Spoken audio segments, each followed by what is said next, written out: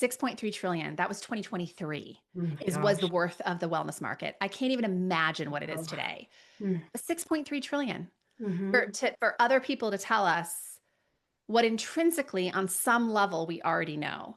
Because as much as I'm an advocate for self-leadership and self-coaching and insourcing and all these things, it is not that I am against hiring the trainers and coaches and doctors and nutritionists and therapists of the world. I call them the helpers and the healers. Mhm. We need the helpers and the healers. Healing is a team sport. Mhm. However, it is up to you to discern between using that person as a crutch for the rest of your life because you're just unwilling to take on that responsibility yourself. Or are you using that person to guide you through a part of your journey that you really just need the support through and you need to learn some skill sets? I hope it's the latter because any relationship can become, heavily codependent, where we're so reliant on that other person that we're not actually doing the real work that changes us. Mhm. And I think that any of those professions I just mentioned can fall into that space. So I'm all for working with professionals and people who know more about certain skill sets.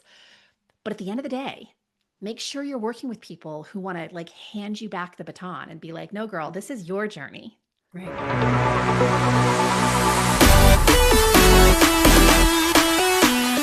Welcome back to Rewiring Health. So honored to have Courtney Townley on the podcast today. So thank you so much for being here today. Thanks for having me.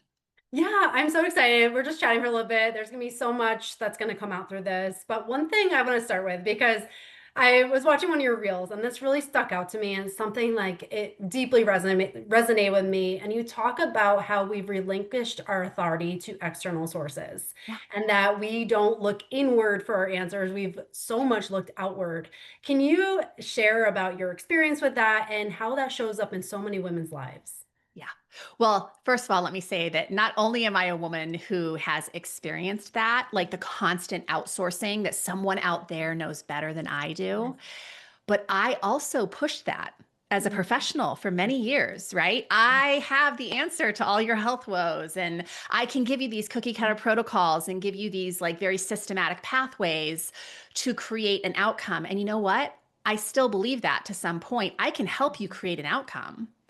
But where the insourcing, which is what I call kind of that self trust, comes in, is you will never sustain any result you create unless you learn how to insource. So I talk about it as insourcing versus outsourcing. And I think that unfortunately, the wellness industry has really led us down this pathway that there's always someone else who knows better than you. And that just becomes so disheartening, especially at midlife, because it's like we're busy and we're smart cookies and we've accomplished a lot of great things. Why can't we figure this part out? And I think that underneath that is really just an unwillingness to look for your own answers and to listen to what's true for you rather than constantly outsourcing.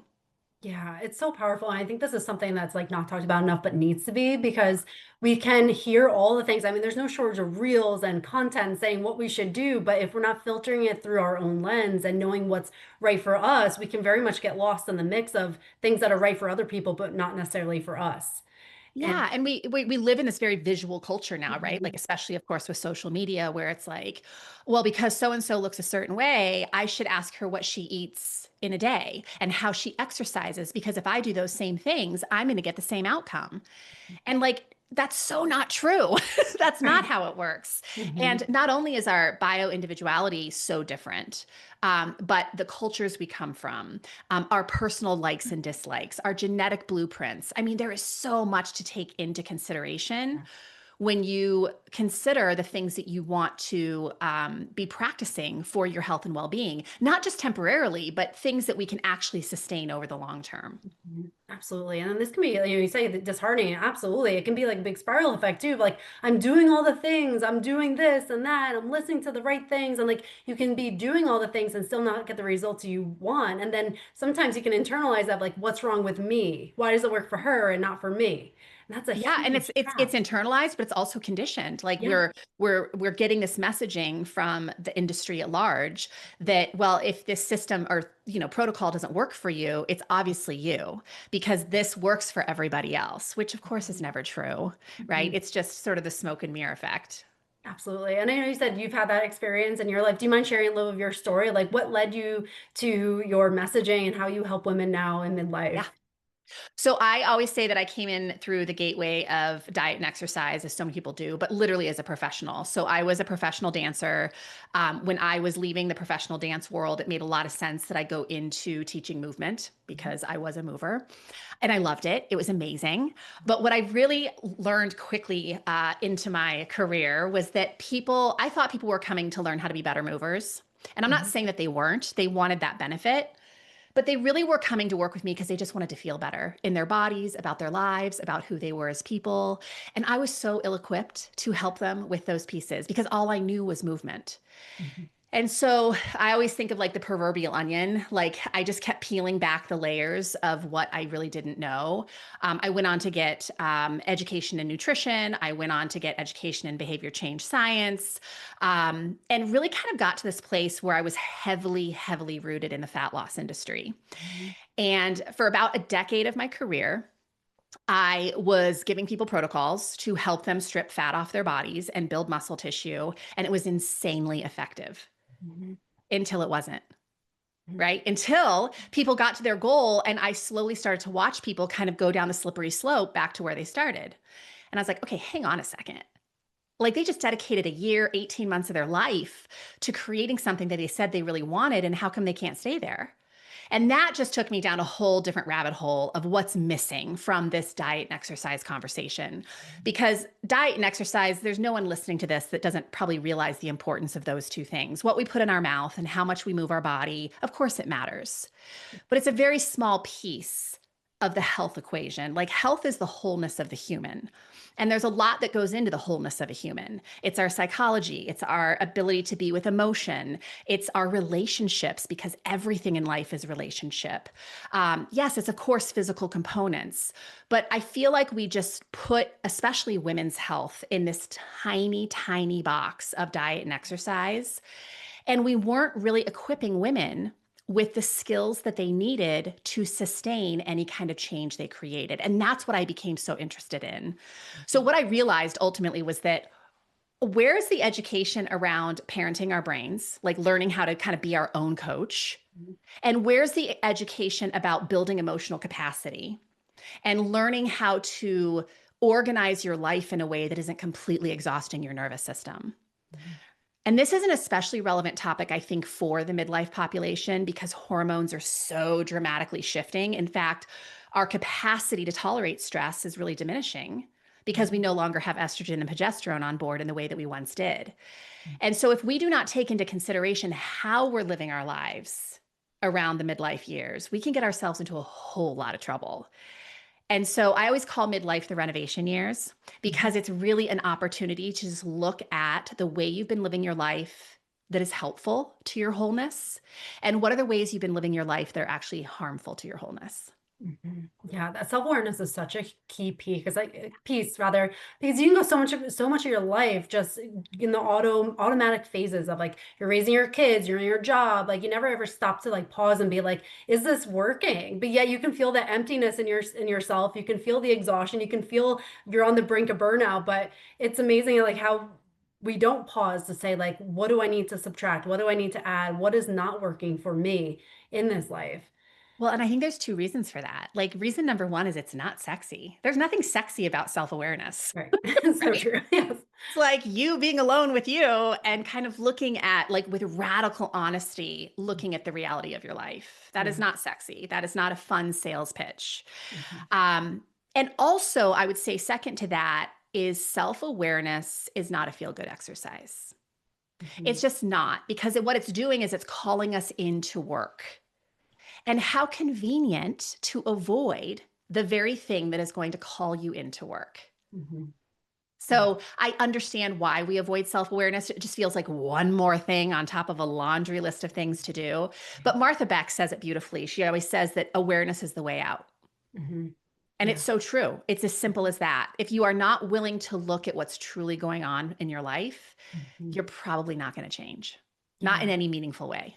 Right. Yeah. It's like it's so easy to get into those patterns where even if they don't help us or serve us, it's like they're familiar. We know them. Yeah, We know what the outcome is. So it's like easy just to stay in them versus make the shift, which is effortful. And our brains try to avoid that. It can be absolutely. so challenging.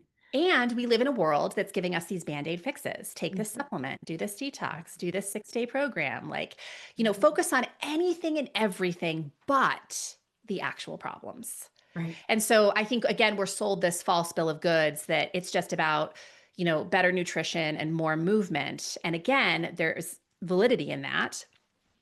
However, if we aren't looking at why we're doing the things that we're doing in the first place, like why are you eating a bag of chips every night at 6 o'clock? Yeah. Why are you avoiding going to the gym you've been paying for 6 years? Right? Like it's the why behind the what. And we don't talk about that in the industry. We just talk about the what. Yeah. Yeah.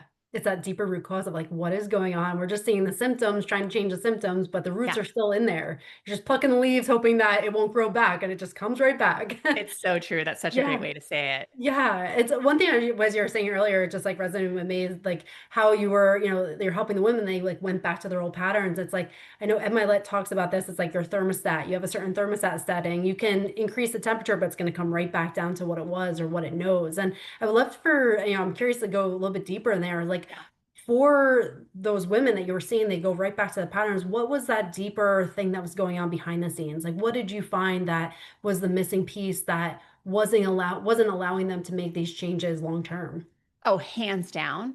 It's their self-narrative. It's their self-identity. Hmm. They didn't change the way that what they believed about themselves. Hmm. So therefore, your brain does an amazing job at proving you right. Hmm. So if you're giving it evidence that you're always going to struggle with your weight, that you're lazy, that you'll never be an athlete, that something's wrong with you, right? Like if you keep giving it that narrative, it doesn't matter what you accomplish. Your brain is going to kind of run your life based on that narrative. Hmm. So if you are not shifting and renovating the self narrative along the path to change, you can pretty much guarantee that any change you make will be fleeting. Hmm. Yeah. So, identity change is just a massive, massive part of any kind of behavior change. And it really comes down to getting very curious and very inquisitive about what you believe about yourself and your life. And I don't think, sometimes we get really into the why do I believe those things? And I think that can be helpful. It can be helpful to recognize that, oh, I had some trauma as a kid. I think it can be helpful to recognize, oh, someone said that to me when I was younger and I just never let go of it. Hmm. We have experiences that shape us. And there's grace in recognizing that. But I think we have to be careful that we're not using the why as a reason to avoid the work. Because you Hmm. can spend a decade or the rest of your life analyzing the reasons why you have your current identity. Hmm. And Yeah. the bottom line is it doesn't really matter at the end. What matters is that you see your identity is not helpful. Your self-identity is not helping you to be the kind of person you want to be. And so we have to start making some very conscious choices. And we have to very consciously shift the self narrative to start changing that narrative or to start changing that identity. Yeah. That's really the important work. Yeah, it's powerful. And for someone who's listening and they're like looking at their external world and like, this is not what I want, but they're Yeah. not really sure what they're identifying as because it's just like sometimes you can't see when your nose Yes. is against the painting. Like, Yes. how can that person that's maybe listening to this, like, how can they start to shift that? And how can they start to recognize what they are identifying as so they can start to make their external world mirror their internal world? Yeah. I think the place that I start with most of my clients is I take them through an exercise called your power vision. And power vision is getting clarity on what it looks like when you are truly standing in your power with purpose and with impact in your life. How does that version of you behave? Mhm. How does she think about herself? How does she get up in the morning? How does she dress? How does she deal with problems? How does she set boundaries? Like, there's no end to the list of questions you could ask yourself about that. But we do an exercise in kind of getting some clarity around what your power vision is. And then out of that, we create a power statement. And the statement is simply finishing this phrase: as a woman, standing fully in my power with purpose and making an impact, I'm a woman who what? Right? Like just and list out, it could be 12 pages long. I don't care. I mean, it doesn't matter how long your power statement is. Eventually you'll consolidate it because you'll want to remember it. But initially just write, like, what does this actually mean to you? And then it gets a lot easier to realize, like to recognize where you currently are in relationship to that. Mhm. Right? So Powerful. if I'm not a woman who sets boundaries with grace and ease, what kind of woman am I right now? Well, I'm a woman who kind of lets people walk all over my boundaries. Mhm. I don't really hold or protect my own boundaries. I don't even verbalize my boundaries. Like, what a great thing to know. Yeah. But here's the tricky part. When women start looking at the reality of where they currently are in relationship to their power vision, that's where all the judgment and self-criticism starts to come in. And I will repeat this phrase for as long as I am a coach. You cannot be curious and judgmental at the same time.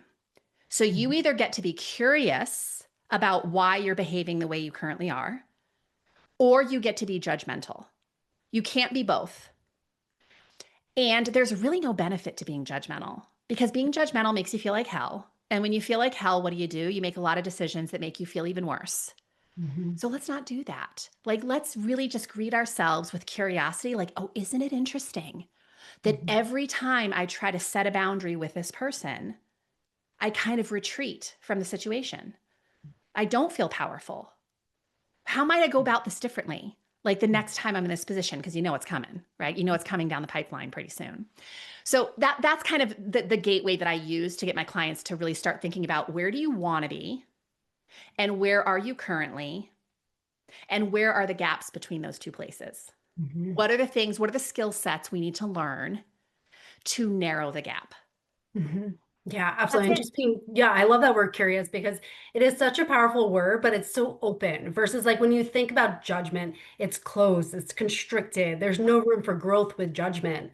Yeah. And so it's like when you get curious, it's that, oh, I wonder what my life could be like if I think a little differently. I wonder what life would be like if I thought, lived a little bit differently. It has so much power in it for moving ourselves forward in it. So I love that. And I love also how you differentiate that there is no judgment and curiosity at the same time. Like, so it makes it that simple of like a choice. Like, are you going to choose judging yourself or are you going to choose that curiosity for yourself in this moment? Absolutely. Yeah. And that gap, I will say, like really represents, I always say the problem that I help people solve now is helping them to soften an integrity pain. And Mhm. integrity pain is the gap. Mhm. It's the very real internal friction that we feel when we are living our life out of alignment with what we actually want. Mhm. Yeah. So, how do we lessen integrity pain for you? Because if we can start doing that work, you are going to be so much happier and so much healthier. Mhm. Yeah. Because integrity pain causes a tremendous amount of unnecessary stress. Mhm. Absolutely. And like for someone who's like feeling that, and they're like, okay, I know that my values are this, but like my Yeah. actions are not speaking Yeah. that. But yet they feel the pressure to show up in a certain way, maybe by family, friends, or spouse or whatever, because that's the version they know. Yeah. Can you go like dive into that a little bit deeper? Because that can be really challenging where you're like, I know I want something different, but I serve a role in people's lives where I'm having to fit into that. And that's where Yeah. that tension is. So I'll say two things. I have never, ever in 30 years met a woman who did not know what she could do to move out of integrity pain. Mhm. That has never been a conversation. I've had women try that with me, say, I don't know. And I'll say, really? Is that really true? And I'll poke and ask some really good questions. And of course, by the end of the conversation, they've revealed a lot that they could be doing to move the needle of progress. So I think the narrative that a lot of women are telling themselves is they don't know. Mhm. And ladies listening, I want you to just admit that you're lying to yourself. It's not true. The bigger truth is you don't like what your knowing is revealing because again, it's calling you into work. But the second thing I want to say is I think when it comes to others, we're so afraid of other people's discomfort, which is wild Mhm. because isn't it crazy that I am going to live the rest of my life misaligned because I don't want you to be uncomfortable with decisions that I know are right for me. Mhm. Like Yeah, really think about that for a second. That is insane. it is. Yeah. And here's a way maybe to just kind of give yourself and others a little grace with this is that the human brain does not like change. That's a fact. The human brain loves homeostasis. It likes things to stay the same. It likes predictability. It likes certainty. And so when you start to change, even if it's for the better, it does make other people uncomfortable because their human brain is going, "Oh my God, what's happening here? Mhm. I'm not sure what's happening. I don't know. Is she going to leave me? Is she going to abandon me? Is she going to," right? Because Mhm. even though that seems so extreme, that's just what human brains do because we're always in the pursuit of survival. And so when things in our environment or the people around us start to shift, it kind of freaks us out. Mhm. But the truth is, if people truly love you and respect you and want the best for you, they will rumble with their own discomfort. And they will get to a point where they start to see that, oh, this is actually a great thing. She's happier. Our relationship is going better. Like, this is a great thing for everybody. But it just takes a little bit of time.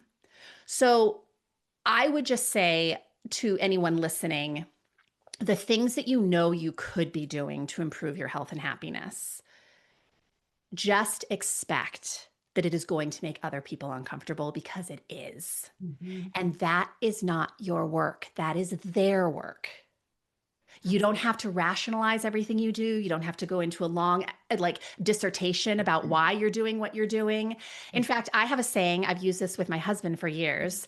Um, Sometimes I will do things that he doesn't understand, right? He doesn't understand like why I'm shifting something in my business or why I need a day by myself or whatever it is. And of course, as someone who cares about the relationship, I do my due diligence to try to help him understand. But sometimes it comes to the point where I just say, you know what, babe? I don't really need you to understand. I just need you to respect that I know what's best for me. And that's it.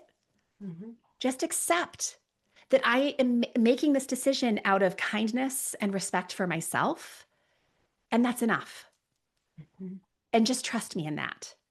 And so I just want to offer that to your listeners because sometimes it is just, I don't really need you to understand this. I just need you to respect it, that this is the right decision for me. And I hope you'll be able to love me through it.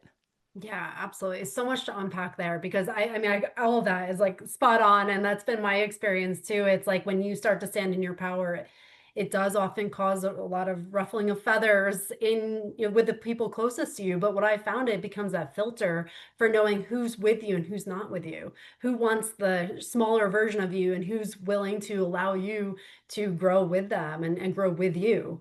And so it becomes a huge filter for the people that are there to respect you and the ones who are there to perpetuate your neglect of yourself. Yeah. And you're spot on. Like, in the people who are in your life that your power offends them in Mhm. some way, that's a red flag. Totally.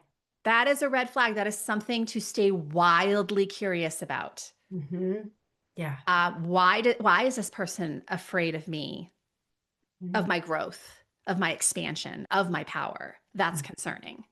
Absolutely. And I think that's why it's so powerful to have these conversations because if you are on your growth journey, knowing that this is part of the process, that there are going to be people who are disappointed with you, people who are going to come back at you, give you a little bit of backlash, like Yep. that's part of the journey and it becomes more of just that validation that you're on the right path, that you're changing, you're shifting. Because if you're not getting that, then you're not changing. Because if everything was comfortable, you're still in the same spot. So it's knowing that that's part of the process, even though there can be a lot of grief with it. It's so true. And just to offer another perspective, because I think this is kind of a different take on it, there Mhm. will be people in your life, like I think of my parents. Mhm. I know they love me unconditionally, right? They want the best for me. They always have. I know not everyone has those parents, but I Mhm. do. And I feel very fortunate to have that. But I will say there have been choices that I have made in my life that they did not agree with because it freaked their brain out. They Mhm. thought I was going to be out of a job. They thought I would never find love. They kind of go to the extreme of, I want this so much for you. And I fear that the decision that you're making is going to lead you down a different path. Mhm. And in those moments, I really had to coach myself into understanding that having my own back was more important than the validation from anyone else in my life, including my own parents. Mhm. And it's Absolutely. never led me astray. Hmm. I mean, I've made a lot of mistakes. I've definitely taken a lot of hits in my lifetime, but it all led to something really good. And I wouldn't trade any of it for anything. Yeah. And so, even when other people are struggling to support you, despite knowing that they love you deeply, I think it's just a deeper call into loving yourself and respecting yourself enough to do it anyway, Yeah. if you Such a truly powerful feel like point. it's the right thing. Mhm. Oh my God, so powerful because you will not regret going after something, even if it is a mistake, even if it is something that's maybe leading you down another path. But if you made the decision based off of what you authentically thought was right, then it's like you can live with that. But if you're basing your decisions off of what other people want for you, that can lead you down a whole path of regret of not Yeah. not living what's authentically right for you because you have this life. This is your life. And even if it's people you love and respect, right? Because Yeah. there's hopefully everyone listening has those people in your life. And Mhm. we can constantly be looking for validation from those people. And that can be just as problematic, right? As looking for validation from people that really give two cents, that don't care about you at all. Mhm. So for me, I remember a moment where I just consciously decided I had to divorce myself from the opinions of my parents Mhm. because they were looking at it through a lens of protection Mhm. and I was looking at my choices through a lens of expansion. And those are two very different lenses. Mhm. And I, Yeah. you know, and I did, I just consciously made that choice. And then I've never really on matters that I know I'm pretty certain about, like decisions that I know I'm pretty convicted to. I don't even ask what they think about it because it doesn't matter. Mhm. I love you. I hope that you can love me through this and support me through this. But what you think about it, when I've already made up my mind, it just isn't, it's just not relevant here. Mhm. Yeah, so powerful. It's because like we can often see ourselves through everybody else's lens, but never see ourselves through our own lens. And Yeah. that's so powerful when you're taking that stand of like, I'm gonna live my life, respect myself, love myself, validate myself, even if you don't agree with it. But I think that's powerful to say, like, that you can love others and they can love you, even if you choose something different. That's that mutual respect of like letting people make their own decisions, allowing them to make the choices they make and loving them through it, not trying to control the narrative of Yeah. people. So It's just powerful. that whole concept of holding space for someone. Mhm. Holding Yeah, space is just that I love you and I'm holding the space for you to be successful with whatever it is you're going after. yeah. But I'm not going to navigate it for you. I'm not going to put my rumble with it on your plate, Mhm. right? That's my own work and I'm going to stand back and hold space for you in this, but I'm not going to try to influence it. Yeah, absolutely. And I think that again, it's such a powerful comment and something that can be really hard for many people to live when there is like so much like if you live in fear, the first initial thing is to control, but it's like really when you live in love, you allow. And you're allowing that, and just as you said, holding that space, there's so much power for expansion and growth in that when you have that. And love to go into more of like, I know you talk about perfectionism versus like Mhm. consistency. Do you mind Yeah. just sharing that? Because that's something that a lot of women listen to this, they're high achievers, they're going, going, going, trying to make everything perfect or at least look perfect on the outside. Do you mind just sharing your experience with that about perfectionism and how that can often lead us astray? Yeah. I would say, in the most simple terms, that perfectionism, hands down, is a hiding habit. Mhm. It's just a way of hiding from rumbling with failure and disappointment and hard things. Because if I convince myself that I'm not going to go after something until the timing is perfect, until I'm perfect, until the situation is perfect, well, guess what that means? It means you never have to go after it because Mhm. perfect never comes. And also everyone has it. If you asked 30 different people in a room to define a perfect whatever the scenario is, they'd all describe it in a different way because perfection means something different to everybody. Mhm. And so whose standard are you using to quantify perfect? That's Yeah. something to consider. Mhm. But definitely perfectionism is a hiding habit and it's for scared people because again, we hide behind the rationale of perfection to not actually dig deeper into our practices and into going after the things that we want. Mhm. Um, and that's one of, I mean, I talk about this a lot in my book, The Hiding Habits, because I think when it comes to behavior change, identity change, there's so many ways that we hide Mhm. for all the reasons we mentioned earlier. It's just not fun. Mhm. It's kind of inconvenient. It's more work on top of an already busy schedule. So there's a lot of reasons we want to hide, and we all do it. So please, nobody listening to this, I don't want you to hear like that you're being judged. You're not. This is such a human thing. Mhm. But recognizing that perfectionism is really just an unwillingness to mess up Mhm. and be sloppy. And change is very sloppy. It Mhm. just is. Yeah. Yeah. What are, just out of curiosity, what are like maybe 2 more of the hiding habits? What are that people might Oh be gosh, we could do a whole utilizing? podcast on this. Yeah. Let's see. Some of my favorites are focusing on everyone else's problems so you never have to focus on yours, Mhm. Yep. right? Having a to-do list so full of things that aren't important that you never have time for things that are. Mhm. Yeah. Never organizing or scheduling your own self-care so you don't have anything to hold yourself accountable to, Mhm. right? Like how Mhm. convenient. Yeah. Never looking at data, like avoiding the bank accounts, avoiding, your physical markers in terms of your blood profiles, avoiding, your annual exam at the doctor's office. What a great way to hide, Mhm. right? Because if I don't face the data, I don't have to face the reality. And Mhm. so that can be really convenient. Mhm. So I really truly believe that hiding habits, like so many habits, are a way of protecting our nervous system. It just is because we're already living very amped up lives. We're already very stressed out.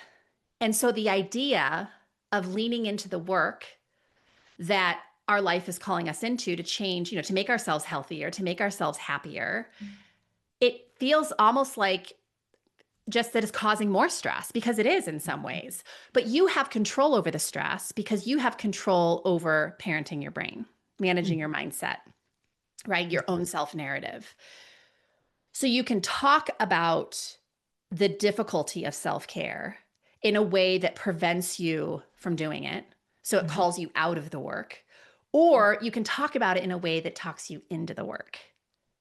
And obviously, I think our jobs as coaches is to do the latter, right? I always tell my clients, like, I'll be your coach until you're willing to take on that role yourself.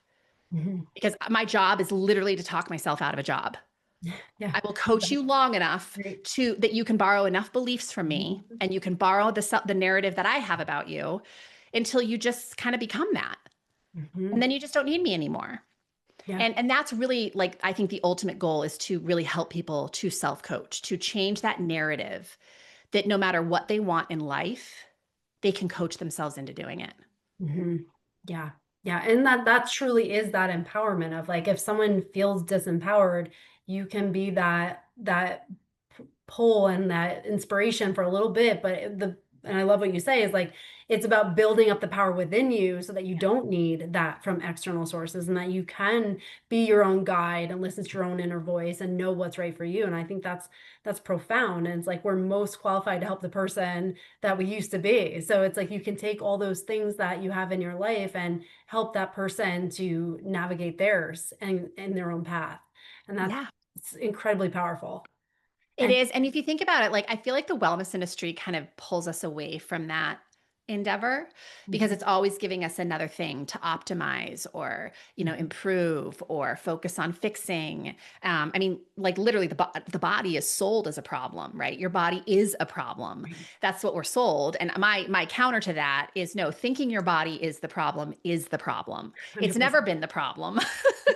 Right. But I think that that keeps us disabled. That narrative that someone else always knows better, that something is always broken, that you're never good enough, that you could always be more, that your numbers could be more optimized, you can biohack your way to whatever.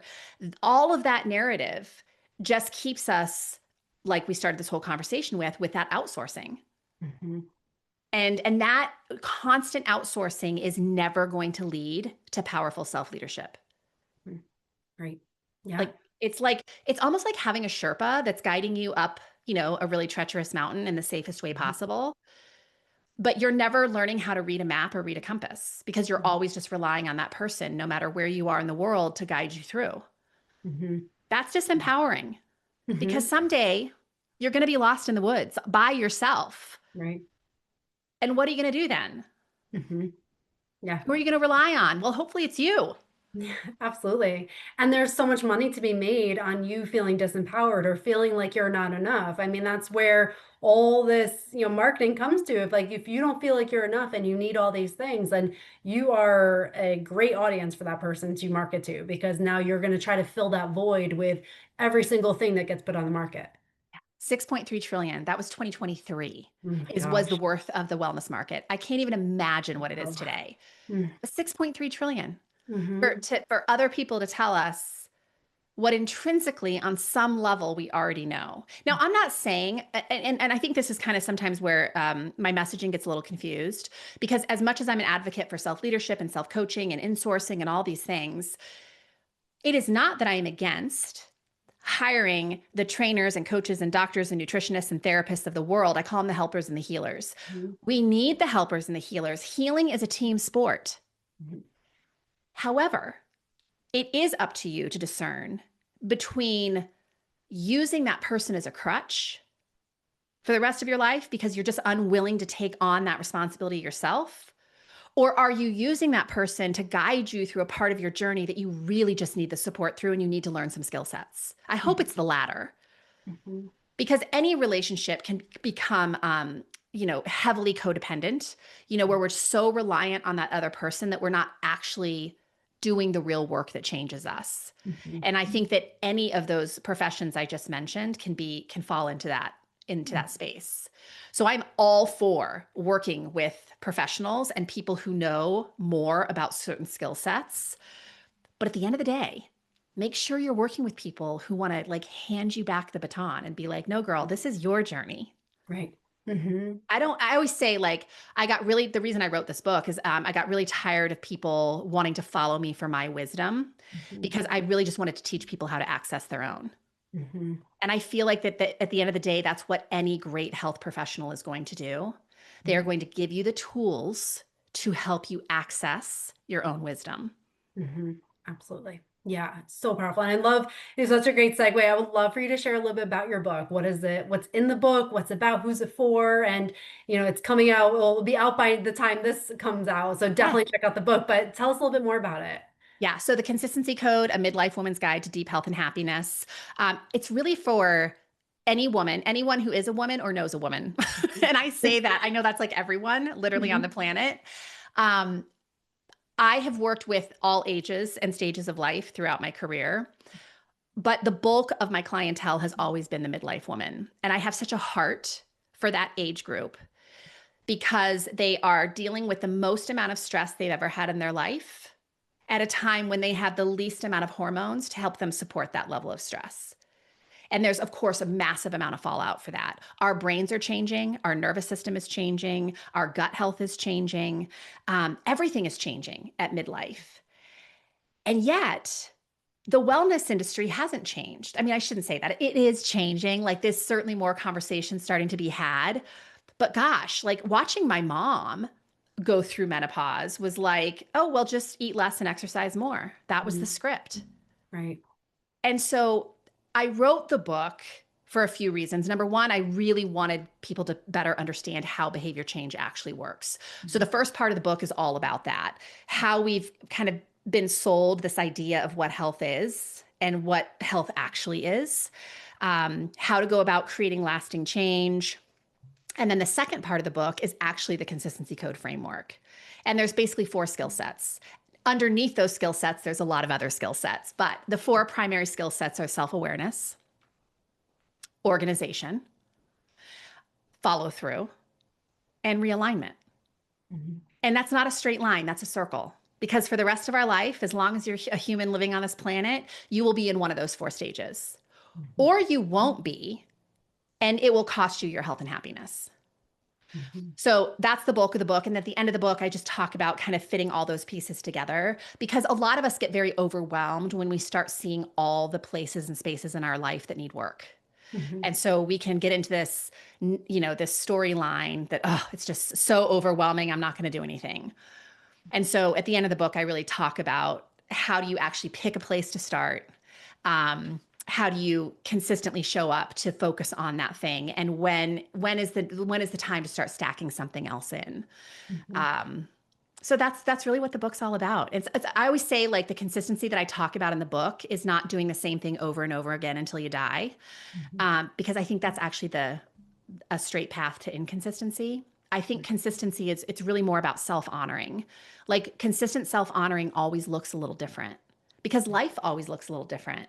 If I didn't Right. sleep great last night and I have, issues with aging parents and my kid is struggling in school, and I've got some like flare-ups in my shoulder because of perimenopause, like, my self-care is not going to look like the same it did at 23. Right? Yeah. And it might not even look the same as it did yesterday. I have to honor what my body needs today. And I have to be open to the idea that it might be something very different than what Mhm. I think it needs. Yeah, I love that. And so like that flexibility and recognizing what your individual needs are. And I love how you say on a daily basis because that's exactly what it is. Like Yeah. it doesn't mean that you get on a routine and you're going to stay with that for the next month. And I also love that, the framework that you shared of how we're always navigating through that. And this, life comes in cycles, the seasons come in cycles, we come in cycles, and just knowing that that's always going to happen. And it's an ever evolving process of growing in yourself. And so I love that. And I think that's a great resource for women in midlife to have something to anchor to really allow themselves to feel more free within their bodies. Yeah. Powerful. And I think based on this conversation, I would also say it's just a counter to perfectionism. So if you're a Yeah. woman listening who's always caught up in doing things perfectly when it comes to your self care, and that's the reason why you're so inconsistent with your self care, get the book, because that's such a big message in the book that life is always going to throw curveballs. Sometimes it throws 10 curveballs in a day. Mhm. So it's not that life needs to get rid of the curveballs, it's that you need to get better at navigating the curveballs Right. and not stay misaligned for weeks, months, or years at a time. But how good are you? Do you have the skill set to realign yourself quickly when life throws you off course? Right. And because that is just a fact of life. And I feel like we're not really taught that because we're always so prescriptive. This is what Mhm. it's supposed to look like. Did you get in your strength training and your interval training and eat this way and get this many hours Mhm. of sleep? And if not, you didn't do well. Yeah. Here comes the shame. Like, that's just crazy. Exactly. Right. Yeah. Exactly. Yeah. Just to have that, like your podcast, Grace and Grit, to give yourself that grace, and allow yourself to know that like you're human, you're doing the best you can with what you know, and to allow yourself to move through life with a little bit more ease. Yeah. So I love that. And for someone who's listening and wants to get the book, wants to connect with you, where can they find you? My website, graceandgrit.com. And if you're really specifically interested in the book, just theconsistencycode.com. But everything is on my main website. So either place will lead them to the other site. So either of those two websites is the best place. Amazing. I'm going to put everything in the show notes. So definitely connect with Courtney. And I'm so grateful for everything you shared today. I know it's going to make a profound difference in someone's life. So thank you Oh, I so sure hope much. so. Yeah, thanks for having me. I really appreciate it. Oh, you're welcome. And again, for anyone listening, there is someone who needs to hear this, and you probably know them. So share this episode so that they can also gain the benefits from this and start to change their life from the inside out. So again, thank you so much for tuning in today.